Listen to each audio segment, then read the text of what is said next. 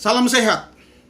Saudara, sebagai anak bangsa menyikapi situasi yang sedang terjadi hari-hari ini di negeri kita yang kita cintai, bahkan ini juga adalah pergumulan seluruh bangsa di dunia ini, kita tidak bisa tinggal diam. Kita harus berpikir bagaimana kita memberi kontribusi agar secepatnya virus corona ini dapat diputus mata rantainya. Dan karena itu dalam refleksi saya ingin memberi judul refleksi ini adalah Corona oh Corona. Nah saudara-saudara, informasi mengenai dampak virus corona atau COVID-19 ini, saudara-saudara perhatikan, COVID-19 pandemik telah berdampak pada 81% tenaga kerja di seluruh dunia. Bahkan sekitar 195 juta dari mereka telah mengalami PHK atau pemutusan hubungan kerja. Ini adalah situasi perekonomian global terburuk sejak Perang Dunia Kedua, saudara-saudara. Ini sumbernya dari The International Labour Organization tanggal 8 April 2020. Pasti pada hari ini tanggal 10 April jumlah itu makin bertambah. Bila saudara masuk dalam kelompok 19% yang tidak terdampak, ini saatnya bagi saudara untuk menjadi saluran berkat bagi mereka yang terdampak. Sebagai satu kesatuan, sebagai anak bangsa. Tetapi bila saudara masuk dalam kelompok 81% yang terdampak, bahkan mungkin telah kehilangan bisnis, pekerjaan saudara, jangan biarkan kekhawatiran membelenggu kehidupan saudara. Mintalah hikmat Tuhan agar saudara bisa melakukan sesuatu yang produktif dan keluar dari situasi sulit ini. Saya ingin mengajak saudara untuk merenungkan sebentar beberapa kata yang hari-hari ini sangat populer diucapkan. Yang pertama, stop bicara mengenai corona. Saudara, bagi saya kita tidak bisa memungkiri kenyataan bahwa berbicara atau tidak berbicara mengenai corona, kenyataannya adalah bahwa jumlah yang terpapar virus ini setiap hari terus bertambah. Menurut saya berhenti berbicara mengenai corona bukanlah solusi terbaik. Yang kedua, kata yang populer hari-hari ini adalah jangan takut. Saudara, kalimat ini juga sering saya ucapkan. Tetapi mari kita jujur dari hati kita yang terdalam. Apakah benar saudara tidak takut ketika melihat kondisi ini, kondisi yang makin hari makin menggelisahkan hati kita?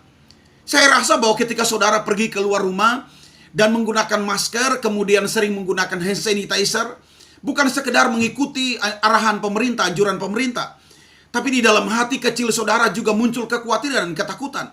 Jangan-jangan saya juga terpapar virus COVID-19. Pada kesempatan ini sebagai orang yang ingin cepat bebas dari situasi ini sehingga bisa beraktivitas seperti sedia kala, bisa kembali melakukan semua kegiatan kita yang normal, maka saya memberikan saran untuk kita renungkan bersama, bahkan kalau boleh kita bisa lakukan bersama. Saudara-saudara, bagi saya topik corona harus menjadi hal utama dalam pembicaraan kita hari-hari ini. Mulai dari anak-anak sampai orang tua harus menganggap virus corona atau COVID-19 sebagai hal penting yang perlu kita bicarakan dan perhatikan bersama-sama. Kalau kita menganggap COVID-19 sebagai hal penting, maka kita akan bahu-membahu bersama pemerintah, bergandeng tangan. Semua anak bangsa bersatu dengan tujuan utama kita adalah memutuskan mata rantai penyebarannya. Sorry to say, hanya doa tanpa perbuatan pada hakikatnya dalam hati, saudara. Doa harus dibarengi dengan niat baik dan kerja keras dari kita semua sebagai anak bangsa. Saya percaya kita pasti bisa. Bersama kita pasti bisa. Nah saudara-saudara, perbuatan apa yang harus kita lakukan selain kita berdoa?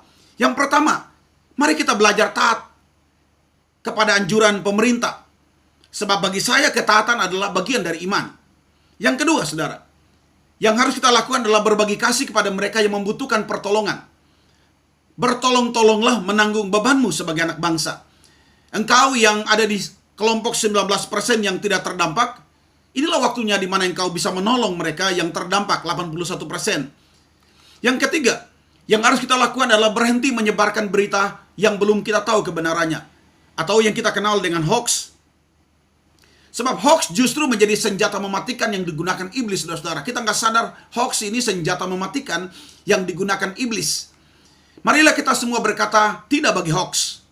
Jangan ikut menyebarkan berita-berita yang menakutkan. Jadilah pembawa damai bagi semua orang.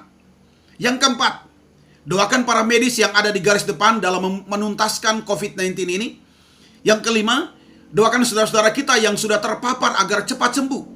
Yang keenam, doakan juga pemerintah, TNI dan Polri dalam tugas mereka mengamankan, memikirkan bagaimana supaya cepat kita keluar dari pergumulan yang berat ini. Yang ketujuh, yang terakhir, bantulah dengan harta kita untuk pengadaan APD, alat pelindung diri bagi para medis kita. Saudara-saudara, saya percaya badai ini akan segera berlalu. Karena itu mari kita bergandeng tangan bersama. Bersama kita pasti bisa. Salam sehat bagi Indonesia. Saya Obed Batlayar.